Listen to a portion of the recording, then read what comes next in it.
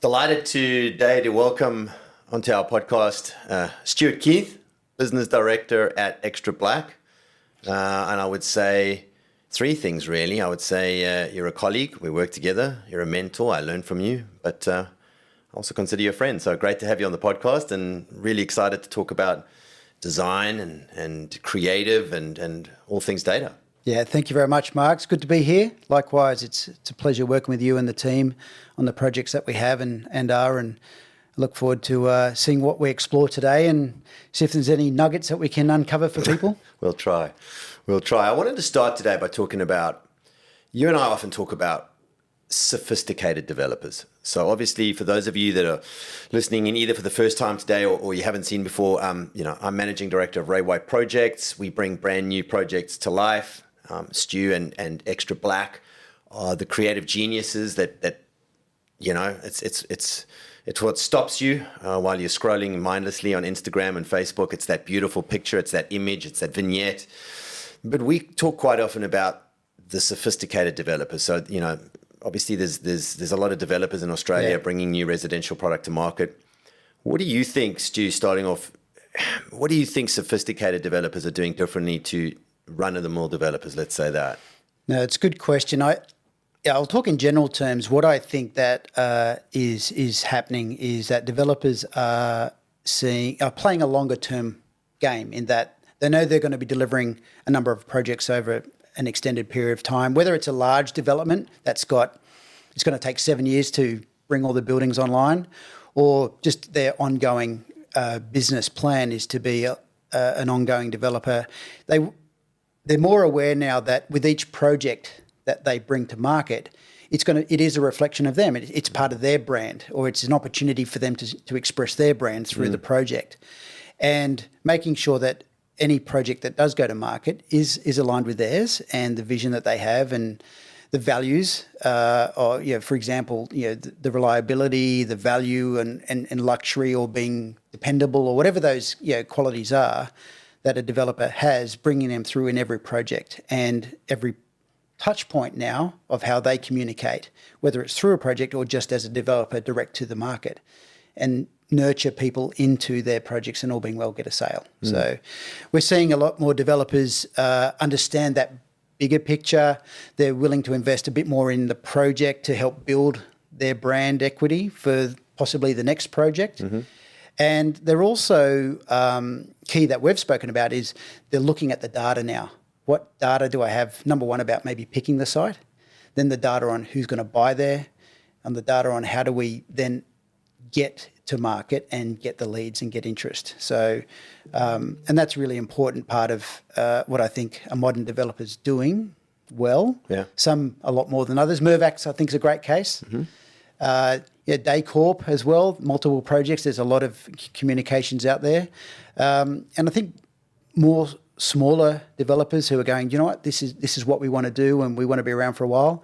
They're starting to understand that there's a lot of data that they can draw on that maybe they haven't before. So how do you think then that data-driven decisions can change or transform the way a developer approaches a project?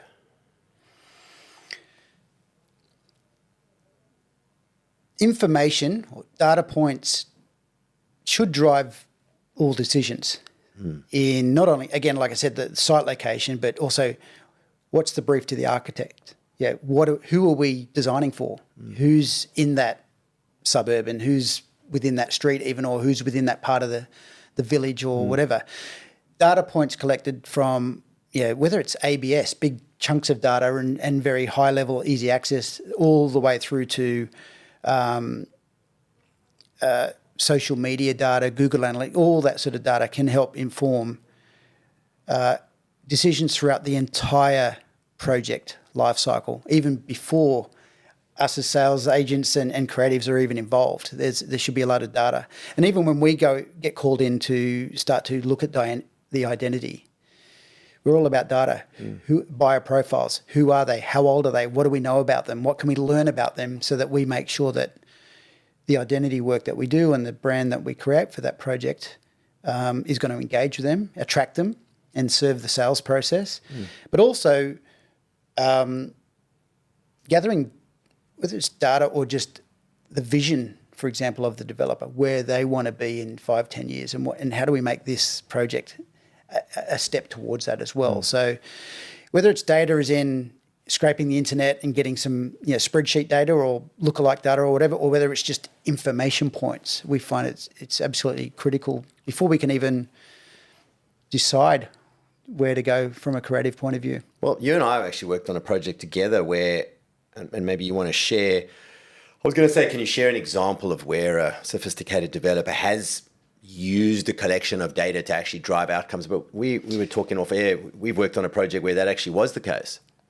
Yeah, the one that I'm now thinking about might be different to what we discussed, but there's one where a stage 2 came out and it didn't go as expected. Certainly didn't go as well as stage 1. And there was a shift in the creative and the messaging on the stage 2. Was there a new agency? No, it was same agency, in-house team. Yeah. But there were, just due to agreements that occurred, there was almost a disconnect with stage 2 from stage 1. There was a lot of brand equity built and a lot of momentum built from stage 1, and then it kind of jolted and lost that momentum again. And what we did, a data-driven moment within that, was to find out, and we got access to the data of who bought in stage 1.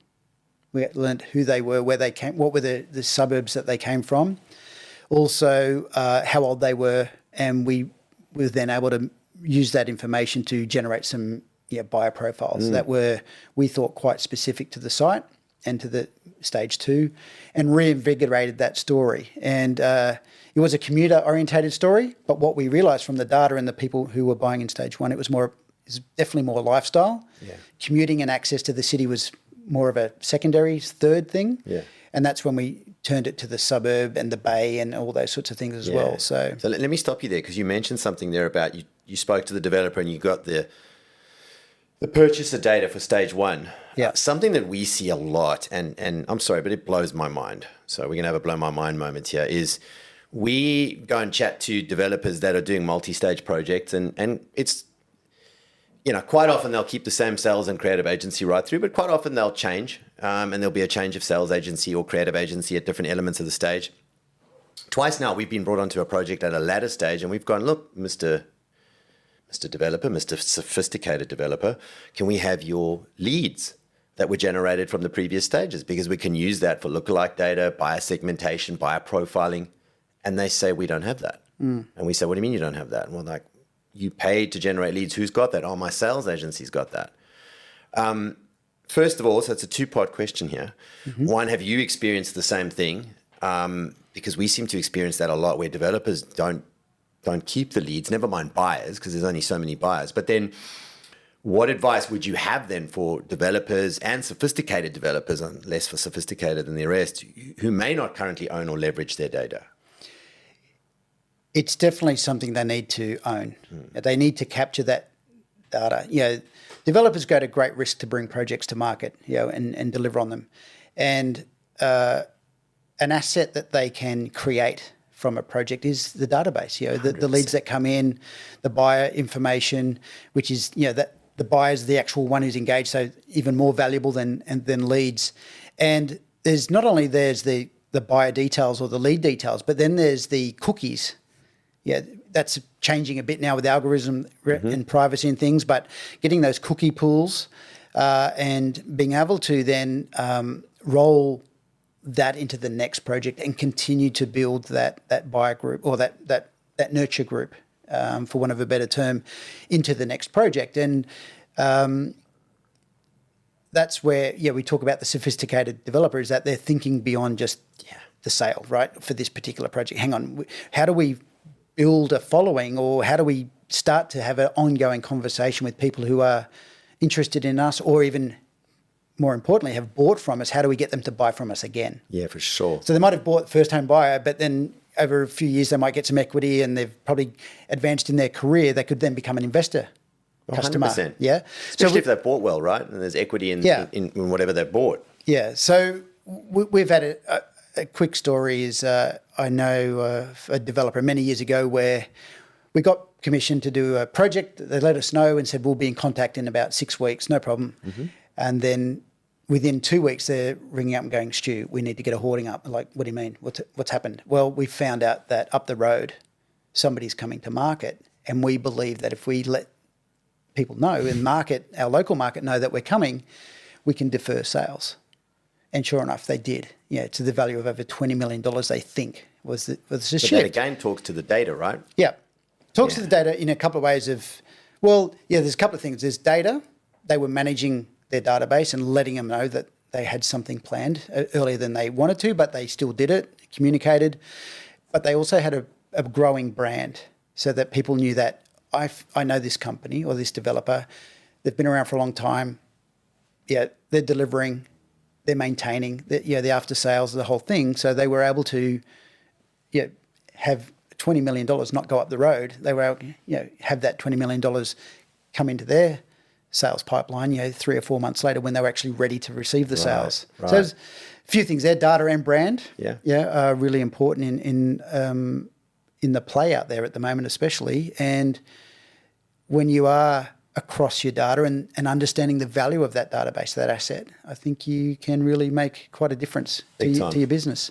So if tip number 1 to become a sophisticated developer is data before design, or even data by design, everything should have data in it. Yeah. I'm just trying to throw it out there for you. Yeah. I now want to touch now on what you've just mentioned, which is, for those of you that may not know out there, when a developer launches a project, it could be 50 apartments, 100 apartments, 500 apartments, it takes time. And quite often, if you're building anything over 50 apartments, you've got at least 18 to 24 months of building, of lead generation, of putting your product in market. How important is it for developers to establish their brand alongside the project? Because what I mean by that is the project will run for 2 years, but then that project becomes part of their portfolio, part of their legacy, part of their gravitas. How important, therefore, is it for them to actually be building 2 brands and simultaneously? Yeah, incredibly important. So there's a couple of things there is that it's really powerful when selling that if somebody can actually walk through the product. That's the bench, that's this, that, and I'm talking if it was already built, right? Yeah. And to sell it is a very powerful way to get somebody to buy. Getting somebody to buy off the plan, part with some money or whatever that might be, or especially if it's first home buyer, because that's the first home they're buying, right? They've got their parents maybe or friends and lawyers, and they're all going, how do you know? Are you going to lose your money? Well, don't worry, first home buyers, we'll have people on the show here to help you through that. But yes, they all panic. They do. And to a point, right? And that's where a developer brand supporting a project brand can be very powerful. That they've been around for a while, they've got the credibility story, they've got this reliable and approachable brand or whatever that may be, professionalism, delivery, and that supporting the particular project in that suburb, whatever it is incredibly powerful to have someone consider their project over somebody who's maybe new or only got a couple of runs on the board. Yeah, and also that gain, that value of that building brand or that developer brand is very hard to measure, unfortunately. But because you never really go, would you buy or not buy from, and you're comparable. But we all know we've got our favourite brands, whether it's for our phone or for our watch or for our clothing. We're going to go to that brand first to give it the option. Have they got something that I'm looking for? If they haven't, and it's a really specific thing, then you'll start to explore. Until then, you'll do almost quite a lot to convince yourself to stay local or stay with that particular brand. So same thing can happen with developers and buildings. So what strategies do you think could developers use to ensure that their projects contribute also to long-term brand equity? So if a developer is launching a project in 2025 or 2026, what are the kind of things they should be considering so that there is an alignment between not only what we're doing now, but what we may do in the future and what we've done in the past? Well, yeah. So again, what would be interesting? That's a good question, because how much does the developer understand itself as a brand? I'm a developer, and I've been doing it, and then 15 years later, I find myself I've got 2 or 3 projects on the run at once or whatever it might be. And sometimes my experience is that you start to ask a couple of those questions. Where are you going to be in 3 to 5 years? And what's the essence of your business that we can bring through?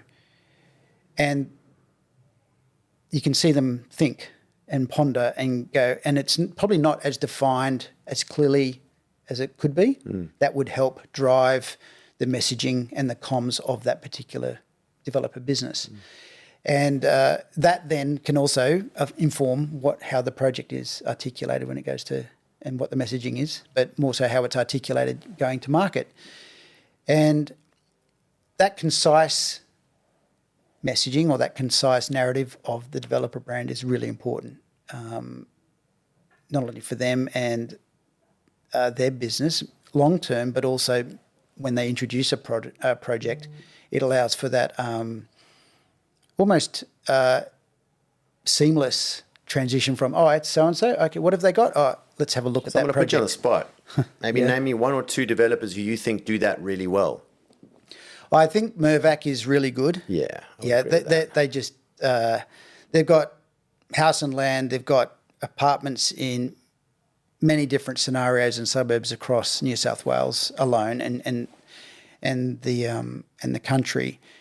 But their communication is consistent. It's frequent, and it can be probably as frequent as you want it to be as well. You can manage that, which is good. And then they really showcase particular projects or particular milestones within their business really well. When they've won a lot of I agree. awards and all those sorts of things, you can almost start charging a premium because your brand now contributes a bit of equity to that property. Oh yeah. Well, yes, 100%. Take Gurner, for example, right? Yeah. Well, Mirvac, Gurner, they're brands that, again, they can be seen as a motive that I've bought from Mirvac, and that's a bit of a sure badge, to wear, and Gurner is a bit of a badge to wear.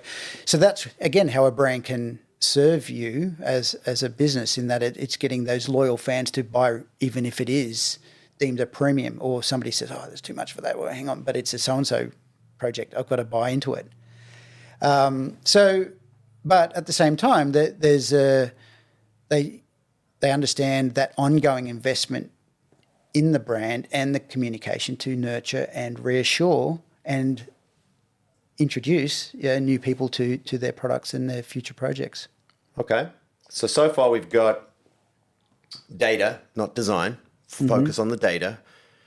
Secondly, we've got that, a project should always be seen as part of a portfolio for the brand, and improving on that brand equity and building brand equity alongside it, which over time could actually lead to premium pricing and even a premium sales velocity.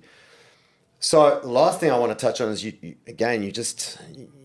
just mentioned there about how having consistent and reliable communication when you spoke of Mirvac. Yeah. Was so important. What role, this brings me to my third point, which is, all right, we've spoken about, a sophisticated developer having the right data, understanding how that data and that project fits into the ecosystem of their own brand and their buyer pool that associates with the brand, not just the project. What role does consistent communication play in maintaining buyer interest now over the life cycle of a project? Because it's not a 1 month campaign and then it's all sold out. No. Yeah, those days are over, nor do developers with construction costs these days want to sell out their development in the first weekend. It doesn't actually equate to a unique result anymore. Yeah. So what role do you think that now ongoing, consistent, reliable communication plays now in maintaining buyer interest?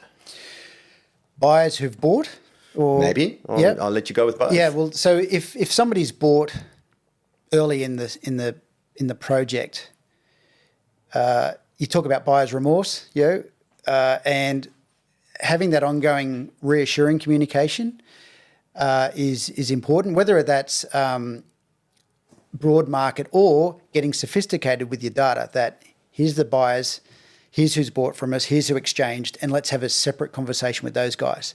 What are they worried about? What are they excited about? What are they worried about? What are they possibly thinking at this stage? They've put this money down, they've signed up to a future mortgage, and they're going, but I'm not going to be able to move in for quite a period of time.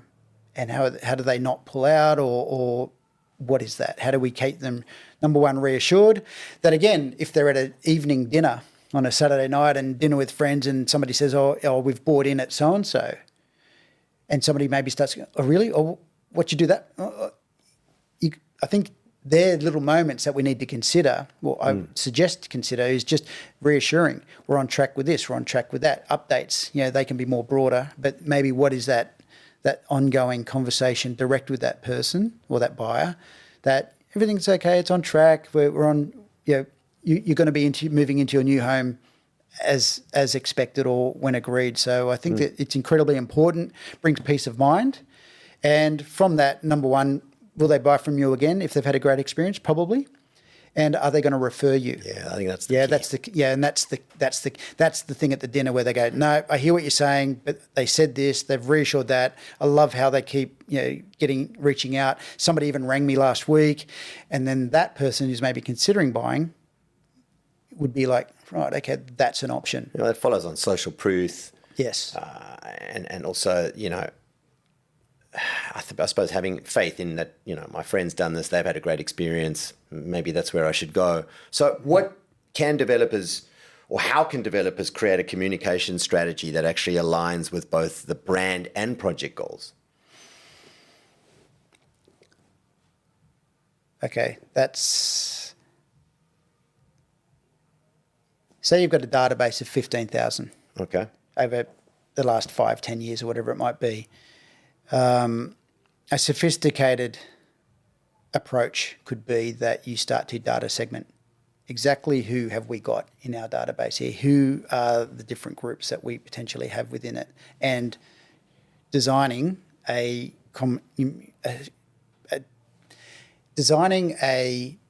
very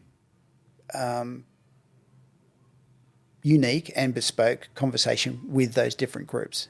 Again, what are they concerned about? What do they want? Where are they maybe in their life stage? And how do we anticipate?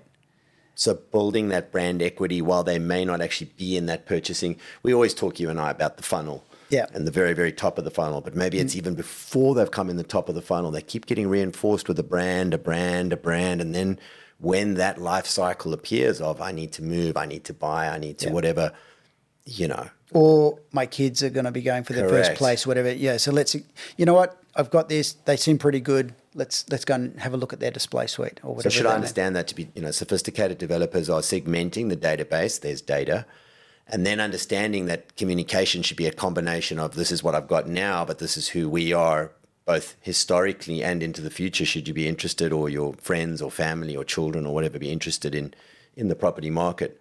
And the communication should align to different segments of the funnel? If you can. Yeah. But it takes effort. Yeah. It's a big investment. It starts with the data, doesn't it? It starts with the data, somebody to sift through the data, somebody to strategically think through what's possible with the data if they want to mine it and segment it out. While I'm saying these things, I know it takes time. I know it takes teams or supports and the right partners to do it. However, I think that it's something that businesses could or developers could do earlier in their stage. Definitely. And I think that they would. It's not something that you'd necessarily get an immediate and direct response from all the time, but over time, nurturing, it would start to gain momentum. And it's a bit like sometimes on YouTube or whatever it is, something just goes little, a few likes or a few views, and all of a sudden something happens and it goes off, and it's viral or whatever it might be. I'm not saying it's going to happen, but that consistency is what's going to bring credibility, reliability. It's going to reassure. It's going to make people consider you. And again, time in market, and you're consistent. You don't confuse or have people second guess. If you're consistent with that strategy of where you're going, it will pay off. And again, the Mervacs and other big businesses, they're enjoying a lot of people buying from them again, and really strong sales that allows them to operate on the scale that they are today. Epic. All right, so in ending, Yes. I'll put you on the spot again, Okay. maybe get you into a bit of a sweat. We've spoken about some pretty big and established developers, sophisticated developers on this, Mervac, Gurner, a couple of others we've mentioned.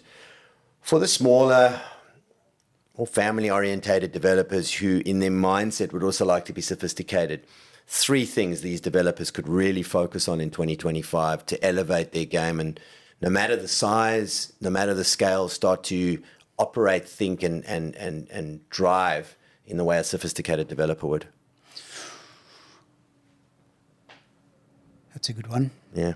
If you are a small developer player and you're coming second or third in, I would go digital first.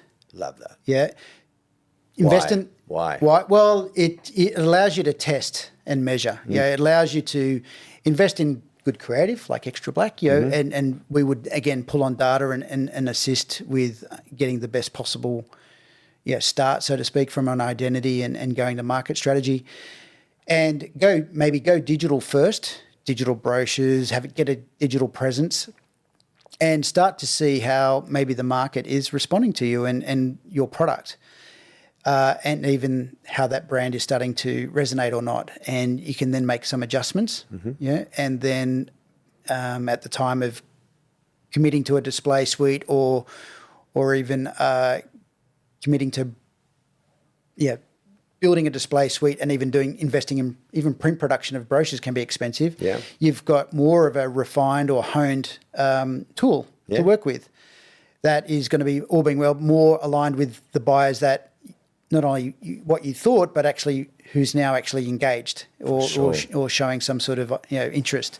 And then you can just shift a little, all being well, with the strategy we've done. It's not much of a shift at all, but just make those small messaging adjustments maybe, in how you position. From that segmentation.